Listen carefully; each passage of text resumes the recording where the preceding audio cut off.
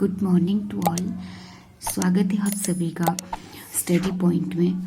तो हम लोग देख रहे थे जो हमारे किसान आंदोलन है उन सबको हम देख रहे थे। कुछ एक हमने लास्ट टॉपिक में कर लिए थे जब हमारी लास्ट क्लास हुई थी। तो नेक्स्ट हम देखते हैं कुछ एक बहुत ही इम्पोर्टेंट जो हमारे किसान आंदोलन है वो रह गए हैं। तो आज हम सबसे पहले देखेंगे मंडी कॉन्स्पिरेसी। ये जो मंडी षड्यंत्र है ये 1914-15 में हुआ था। ठीक है, इस षड्यंत्र के बारे में पढ़ने से पहले हम एक चीज़ और देखते हैं कि मंडी में जो है एक किसान आंदोलन भी हुआ था 1909 में। सबसे पहले हम इसके बारे में डिस्कस कर लेते हैं कि किसान आंदोलन कैसा था, क्या था और किसके अगेंस्ट ही हुआ था। तो देखिए, जिस टाइम ये किसान आंदोलन मंडी में हुआ था तो वहाँ जो राजा था वो भवानी सिंह था। उसका जो वजीर था वो था जीवानंद पाधा। नेतृत्व किया था शोभा राम ने।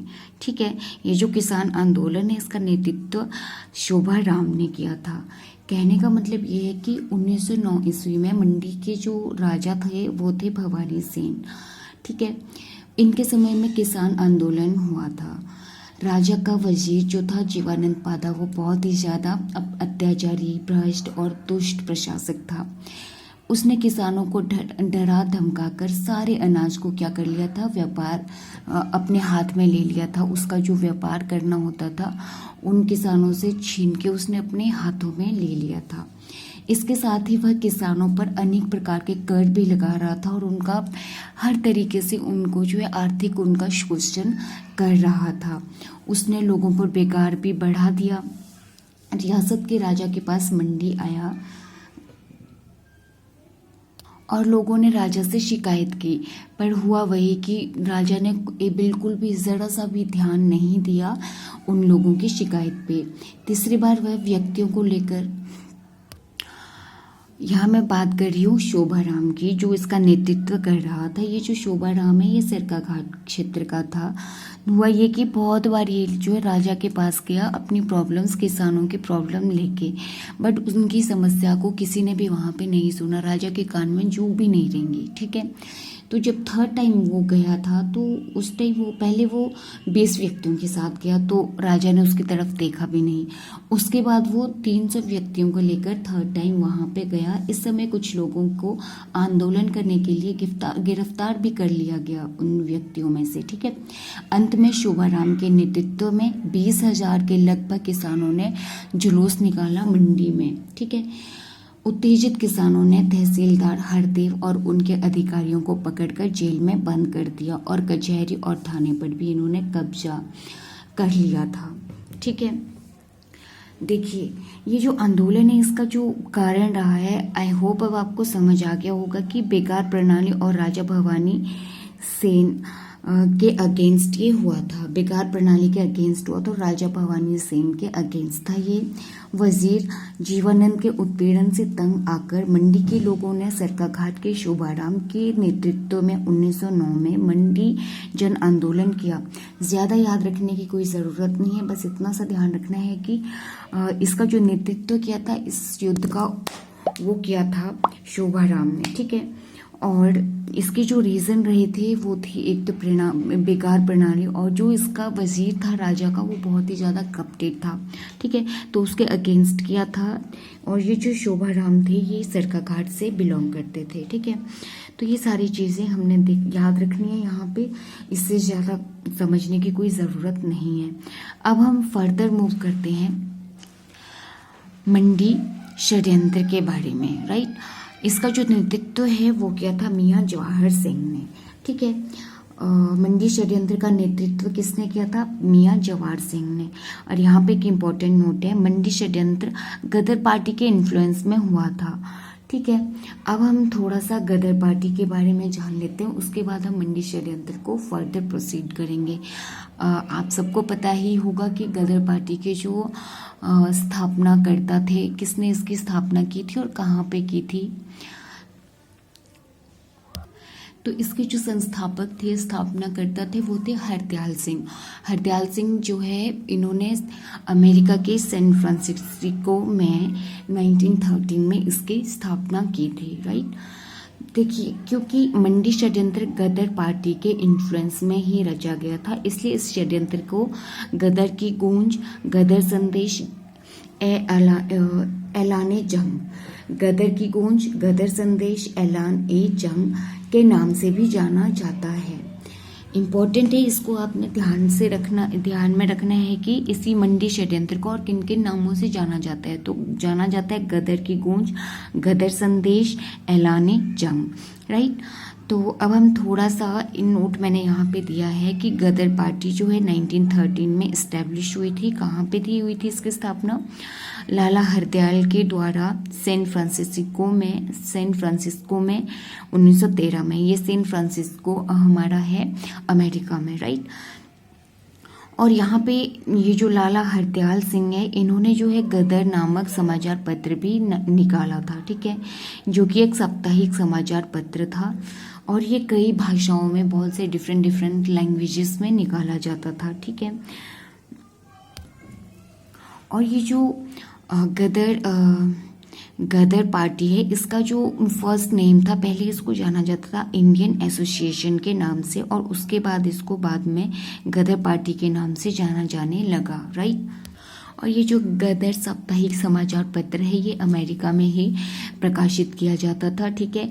और ये जो गदर साप्ताहिक समाचार पत्र है, जो 1857 का रिवोल्ट हुआ था, उसकी याद में ये पत्र निकाला गया था, ठीक है। तो इसका फर्स्ट नेम क्या था? पहले जो प्रथम नाम था इसका, वो था, पहले इसका नाम था इंडियन एसोसिएशन और जल्दी ही इसका नाम बदलकर गदर पार्टी रख दिया गया था। देखो हुआ क्या था, जो ये हरदयाल सिंह थे, ये जो है उस समय देश से बाहर विदेशों में भी भारतीय, उस टाइम पता क्या हो रहा था कि जो विदेशों में भी भारतीय देश को स्वतंत्र करवाने में लोग लगे हुए थे। इंडियंस ही थे ये जो बाहर से, जैसे हमारे गांधी जी है, इन्होंने भी अफ्रीका में बहुत सारे आंदोलन किए थे, पर वो अलग बात है, वहाँ के लोगों के लिए किए थे, ठीक है। तो इसी में क्या हुआ था कि 1911 में लाला हरदयाल भारत से भागकर फ्रांस होते हुए अमेरिका में स्थित सैन फ्रांसिस्को में पहुंच गए। 1913 में इन्होंने पहल की और उसी टाइम इन्होंने गदर पार्टी की स्थापना कर दी थी, राइट। तो ये था गदर पार्टी के बारे में थोड़ा सा। अब हम नेक्स्ट देखते हैं हरदेव राम। 1914 में इसने गदर पार्टी के प्रभाव में आकर, इन्फ्लुएंस में आकर आंदोलन में ये भी शामिल हो गया था, ठीक है। भाई हिद्दाराम के रूप में इसने कार्य किया था, ठीक है। ये भी बाद में इसने इंडिया में आके, ये भी अमेरिका चला गया था और इंडिया में आकर इसने भी आंदोलन शुरू कर दिया था, लोगों को प्रेरित करना इसने शुरू कर दिया था। नेक्स्ट एक नोट और है, भारतीय राष्ट्रीय कांग्रेस। A.O. ह्यूम के मन में भारतीय राष्ट्रीय कांग्रेस की स्थापना का विचार 1883 में आया था और इसकी स्थापना हुई थी 1885 में। इसके बारे में डिटेल में आप लोग इंडियन हिस्ट्री में पढ़ोगे, राइट। फिलहाल आपने इतना याद रखना है कि भारतीय राष्ट्रीय कांग्रेस जो है, इसके स्थापना का जो विचार था वो किसके मन में आया था? A.O. ह्यूम के मन में आया था और 1885 में इसकी स्थापना भी कर दी गई थी। अब हिमाचल में क्या था कि बहुत सारे लोग जो हैं, जो अच्छे लीडर्स, कुछ एक इसमें किंग भी थे और एक रानी थी हमारी, रानी खैरागढ़ी, मंडी की रानी थी ये। तो ये लोग जो है इनके इन्फ्लुएंस में आ गए थे, इनसे बहुत ज़्यादा ये प्रभावित थे गदर पार्टी से। तो गदर पार्टी से प्रभावित होकर मंडी की रानी खैरागढ़ी और मियाँ जवाहर सिंह, बहुत ही इंपॉर्टेंट नाम है ये दोनों, मंडी षड्यंत्र में कूद पड़े। मंडी में गदर पार्टी की प्रथम शाखा के गठन का श्रेय इन्हें ही जाता है और जो ये मंडी षड्यंत्र हुआ था, इसको लीड करने वाले भी हमारे जवाहर सिंह ही थे। और ये जो रानी खैरागढ़ी थी, इन्होंने फाइनेंशियली इन लोगों को बहुत ज़्यादा सपोर्ट किया था, राइट। रानी ने आर्थिक सहायता दी थी, राइट। 1914-15 में गुप्त बैठकें हुई इनके, उनमें कुछ एक निर्णय लिए गए। क्या हुआ कि 1914-15 में इन लोगों की, रानी खैरागढ़ी, मियाँ जवाहर सिंह और यहाँ पे हरदेव सिंह, जिनका बाद में नाम पड़ा था हिरदाराम, एज ए हिरदाराम इन्होंने इस पार्टी में कार्य किया था। तो इन लोगों ने एक बिल्कुल सीक्रेट मीटिंग बिठाई थी, ठीक है, और उसमें इन्होंने कुछ एक निर्णय लिए थे। और इनके निर्णय क्या थे, लेट्स सी। पुलिस अधिकारी व वजीर को मारना, ठीक है, सरकारी खजाने को लूटना, थर्ड वन इज व्यास नदी पर बने पुल को तोड़ना, और फोर्थ था इनका मंडी व सुकेत रियासतों पर अधिकार। वो अलग बात थी कि ये किसी में भी इनमें से एक में भी सफल नहीं हो पाए थे, जितने भी ये इन्होंने षड्यंत्र जो रचा था इसमें ये सफल नहीं हो पाए थे। हाँ, केवल जो नागचला में जो डकैती हुई थी इसमें ये सफल हो गए थे। इसको छोड़ के बाकी ये कहीं भी सफल नहीं हो पाए थे। लास्ट में इन लोगों को पकड़ लिया गया था। जब इन लोगों को पकड़ा गया तो रानी खैरागढ़ी को निष्कासित किया गया मंडी से, राइट। और जो सूरजन सिंह, निधान सिंह, जग्गा गठेरनी था, इन तीनों को जो है नागचला डकैती के कारण इन लोगों को फांसी दी गई थी। नागचला डकैती में फांसी किस किस को मिली, सूरजन, निधान, जग्गा को, इन तीनों को जो है फांसी मिली थी, ध्यान रखना, नागचला डकैती में। जबकि रानी खैरागढ़ी को मंडी षड्यंत्र से के कारण मंडी से निष्कासित किया गया था। मियां जवाहर को लंबे समय तक कारावास दिया गया और इसको अंबाला भेजा गया था। फिर हिताराम को, अब इसमें एक इम्पोर्टेंट जो नेता बच गए थे वो थे क्रांतिकारी हिरदाराम। इनको काले पानी की सजा के लिए अंडमान भेजा गया, क्योंकि देखिए ये जो हिरदाराम है इनको भेजा क्यों गया था अंडमान जेल में, क्योंकि इसे बम बनाने के लिए प्रशिक्षण के लिए पंजाब भेजा गया था। रानी खैरागढ़ी वगैरह जो भी है इनके दल में थे, इनकी जो भी इनका सीक्रेट मिशन था, इस षड्यंत्र के जितने भी ये क्रांतिकारी थे, इन लोगों ने इसको कहाँ जाके भेजा था, पंजाब भेजा था पहले इसको, और वहाँ पे वो पकड़ा गया था, रास्ते में ही उसको पकड़ लिया गया था। पहले इसको फांसी की सजा सुनाई गई, फिर उसे बदलकर उम्र कैद में बदला गया, परंतु वहां से ये क्या हुआ, भाग निकला था। अंततः लास्ट में ये फिर पकड़ा गया और इसको अंडमान भेजा गया और काले पानी बाढ़ की इसको सजा मिल गई थी। इस तरह से ये जो मंडी कांड हुआ था, षड्यंत्र हुआ था, इसमें मैक्सिमम जितने भी बड़े बड़े लीडर्स थे इन लोगों को अंग्रेजों ने, सरकार ने जो है सजा दे दी थी, इन सबको पकड़ लिया गया था, ठीक है। इसलिए ये जो षड्यंत्र था ये विफल रहा था। चलिए अब नेक्स्ट हम देखते हैं सुकेत जन आंदोलन। देखिए ये सुकेत के दो आंदोलन है, एक है सुकेत जन आंदोलन and second one is Suket आंदोलन। फर्स्ट ऑफ ऑल हम देखते हैं सुकेत जन आंदोलन क्या था। देखिए ये जो सुकेत जन आंदोलन था ये 1862 में हुआ था, राइट। तो राजा उग्र सिंह का वजीर जो था नरोत्तम अत्याचारी था। सुकेत जन आंदोलन जब हुआ था उस टाइम सुकेत के जो राजा थे वो राजा उग्र सिंह थे, और इसका जो ये वजीर था नरोत्तम, ये बहुत ही ज्यादा क्या था, अत्याचारी था। इसके अत्याचार से इसका जो राजा का जो पुत्र था हमारा रुद्रसेन, ये भी बहुत ही ज्यादा इसके अगेंस्ट था, इसके खिलाफ था। रुद्रसेन किसका पुत्र था, राजा का मतलब कि राजा उग्र सिंह का ये पुत्र था, ठीक है। तो सारी जनता इसके विरुद्ध थी, इसलिए इसे निकाल दिया गया। इसके बाद नया वजीर अपॉइंट किया गया, उसका नाम था धुंगल। और ये मजे की बात ये थी कि धुंगल इससे भी ज्यादा अत्याचारी दुष्ट था, ठीक है। जनता अब इससे भी परेशान हो गई थी, ठीक है। एक बार यह जो है ये जो धुंगल था गढ़ चबासी की स्थान पर, ये जो गढ़ चबासी स्थान है वहाँ पे ये दौरे पर था, तभी इसे लोगों ने पकड़कर बंदी बनाया। 12 दिनों तक इन्होंने इसको अपनी कैद में रखा, परंतु राजा के कहने पर इसे छोड़ दिया गया। वह वजीर पद से हटाकर इसे 20,000 जुर्माना और 9 महीने की कैद हो गई। क्या हुआ कि ये जो धुंगल था गढ़ चबासी में गया, वहां पे इसको लोगों ने, जनता के द्वारा इसको क्या किया, किडनैप कर लिया गया और इसको बंदी बना के रखा गया लगभग 12 डेज तक। उसके बाद जो रूलर था हमारा राजा उग्र सिंह, इसने इसको छोड़ने के लिए कहा और इसको फिर से वजीर के पद से इसको भी हटा दिया गया और इसको 20,000 रुपये जुर्माना, 9 महीने की कैद सुनाई गई। अब इसमें एक ट्विस्ट और आ जाता है। ट्विस्ट ये होता है कि जब धुंगल कैद में था उसी दौरान जो है इसका जो रूलर जो था वहाँ का राजा उग्र सिंह, इसका बेटा गद्दी पे बैठ गया। ठीक है, तो रुद्रसेन जैसे ही 1978 में राजा बना, उसने तुरंत धुंगल को पुनः से फिर से क्या कर दिया, वजीर बना दिया, इसको सजा भी खत्म कर दी।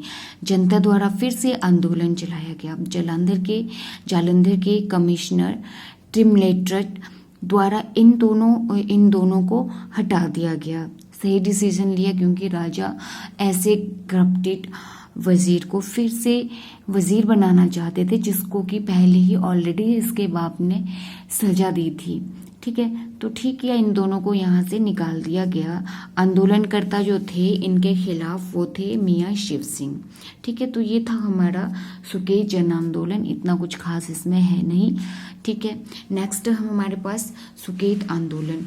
सुकेत आंदोलन में ज़्यादा कुछ नहीं है। सुकेत आंदोलन खाली आपने याद रखना है 1924 में हुआ था, और जो सुकेत जन आंदोलन था ये 1862 में हुआ था। जिस टाइम ये सुकेत आंदोलन हुआ था वहाँ पर उस टाइम राजा थे लक्ष्मण सेन, और इसके जो रीज़न रहे थे बिगाड़, लगान, कर में वृद्धि। ऑब्वियसली सारे के सारे जितने भी ये आंदोलन थे, मेन रीज़न अगर मेनली आप देखोगे तो वो यही थे, बिगाड़, लगान, कर में वृद्धि। इसका नेतृत्व किया था बनेट के मियाँ रतन सिंह द्वारा। बस इतना सा ही आपने इसमें ये 3-4 फैक्ट्स याद रखने हैं, बाकी ज़्यादा इसमें कुछ है नहीं। राइट, नाउ फर्दर हम अब मूव करते हैं। नेक्स्ट जो हमारा मूवमेंट है वो है बिलासपुर जन आंदोलन। ये जो बिलासपुर का जन आंदोलन है ये 1930 में हुआ था। राइट, इसके बाद हम देखते हैं ये देखिए, ये जो बिलासपुर जन आंदोलन है इसको डांडरा आंदोलन भी कहा जाता है। क्यों इसको डांडरा आंदोलन कहा जाता है इसके बारे में हम अभी डिस्कस करेंगे। पहले हम देखते हैं कि इस आंदोलन के होने के जो रीजंस थे वो क्या थे। अगेन भूमि बंदोबस्त था। ठीक है, मीन्स प्रशासन व्यवस्था, राज व्यवस्था थी हमारी, कर वृद्धि की आशंका। राइट, बंदोबस्त कर्मचारियों को दूध, घी, रोटी, लकड़ी इत्यादि देना बंद कर दिया था जनता ने। जब ये आंदोलन चला था तो इसके अकॉर्डिंग इन लोगों ने जितने भी बंदोबस्त कर्मचारी थे, बंदोबस्त कर्मचारी से मतलब है जो पटवारी वगैरह जो थे, जो भूमि का राजस्व देख रहे थे, बंदोबस्त कर रहे थे, उन लोगों को इन्होंने दूध, घी, रोटी, लकड़ी सब कुछ देना बंद कर दिया था। इसके कारण क्या हो गया था, फिर ये जो कर्मचारी थे ये भड़क गए थे। ये लोग इनके साथ बहुत ही क्रूरता से, बड़ी ही सख्ती से पेश आ रहे थे। कर्मचारियों की सख्ती के कारण उनके सामान को इन्होंने तोड़ फोड़ कर दिया। अब जब कर्मचारी इनके साथ अच्छा सुलूक नहीं कर रहे तो जनता भी मानने वाली कहाँ थी। तो लोगों ने क्या कर दिया, इनके जो भी पैमाइश करने के जितने भी इनके एपरेटस थे, जो भी इनकी चीज़ें थी, उन सबको इन्होंने क्या कर दिया, सारे सामान को तोड़ फोड़ कर दिया, तोड़ दिया। ठीक है, नेक्स्ट, इस आंदोलन को दबाने के लिए पुलिस द्वारा डंडा चलाया गया, इसलिए इस आंदोलन का नाम डांडरा आंदोलन पड़ गया। क्यों इसका नाम डांडरा आंदोलन पड़ा, क्योंकि इस बिलासपुर जन आंदोलन में पुलिस ने डंडा चलाया था जनता पर। इसी के कारण, और क्यों चलाया था, क्योंकि इस आंदोलन को दबाना चाहते थे। ठीक है, राजा के आदेश पर ही ये ऑब्वियस सी बात है ये चीज़ें कर रहे थे, तो इसलिए इसको डांडरा आंदोलन कहा जाता है। तो ज़्यादा यहाँ पे भी कुछ नहीं है। बंदोबस्त के खिलाफ ये था, कर वृद्धि के खिलाफ था ये। राइट, और इसके कारण इन्होंने क्या कर दिया था, कर्मचारियों को दूध, घी, रोटी, लकड़ी देना बंद कर दिया था। ठीक है, और कर्मचारियों ने सख्ती इनके साथ बरती, जिस कारण जनता ने फिर से इनके जितने भी एपरेटस थे उनको इन्होंने तोड़ दिया था। और इस आंदोलन को दबाने के लिए पुलिस द्वारा डंडा चलाया गया, इसलिए इस आंदोलन का नाम डांडरा आंदोलन पड़ गया। तो ये था बिलासपुर जन आंदोलन। आज के लिए इतना ही। नेक्स्ट हम मिलते हैं अगली क्लास में। तब तक के लिए गुड बाय।